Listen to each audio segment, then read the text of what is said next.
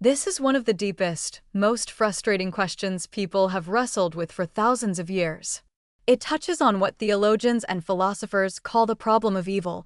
If God is all-powerful and all-good, why is there so much suffering, and why do things like money cause so much destruction?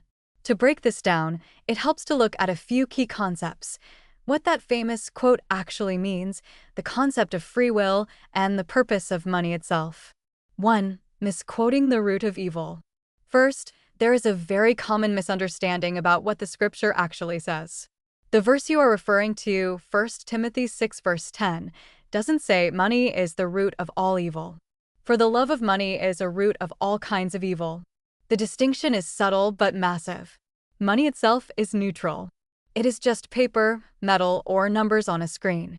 It has no morality, no heart, and no power to do anything on its own. The love of money is human greed. The destruction, the greed, and the violence don't come from the money. They come from the human heart when it prioritizes wealth over human life, love, and honesty.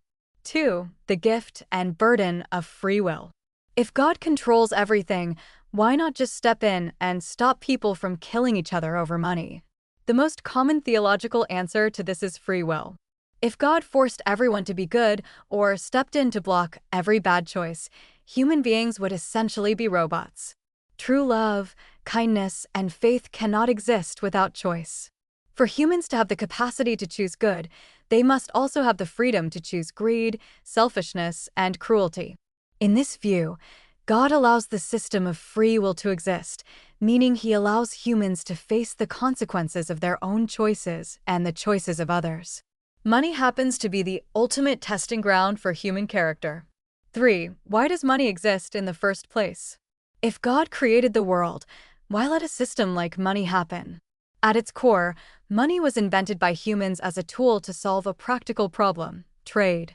Before money, if you had cows and needed wheat, you had to find someone who had wheat and wanted a cow.